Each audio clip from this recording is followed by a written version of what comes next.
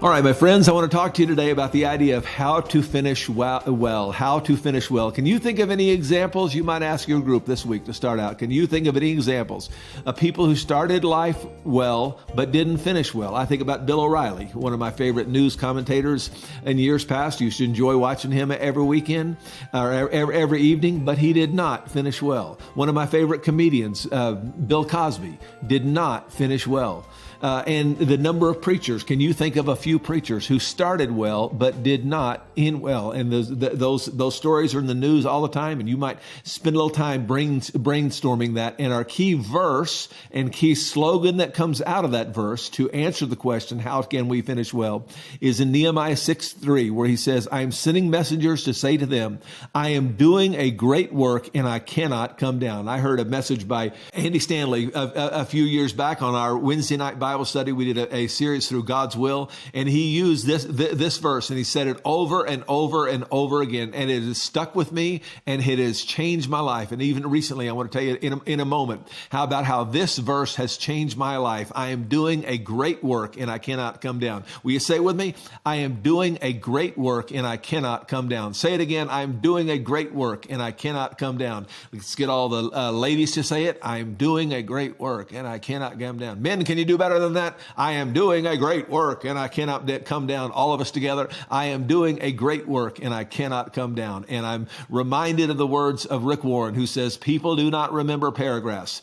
They do not remember chapters. They do not remember sermons. What they remember is slogans. And every week you want to try to reduce your message to one big idea. Here is a slogan. Here is a memorable little phrase. We can get right out of the Bible all together. And the phrase this week, say it again with me, is I am doing a great work and I cannot come down. I'm reminded, re-listening to actually Heath and Heath's book, Made to Stick. And they have 6 points about a sticky message that spells out the word success, S-U-C-C-E-S.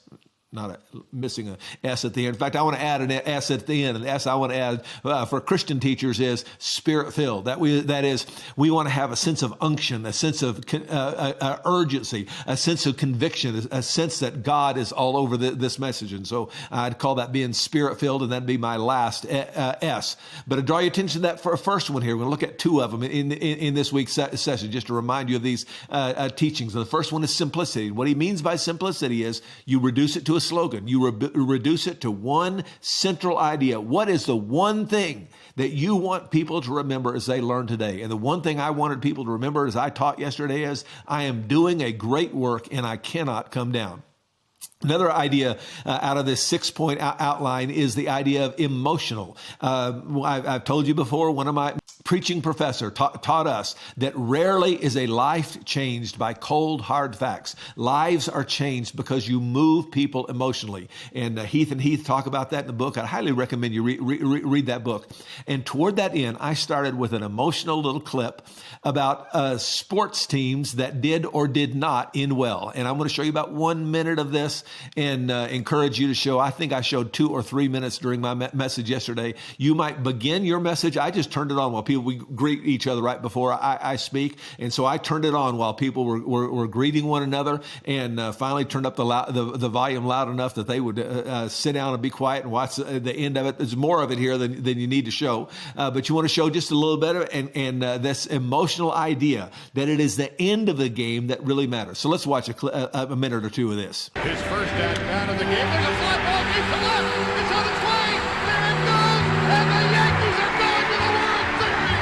Aaron Boone has hit a home run. Orton in the gun. Buchalter right next to him.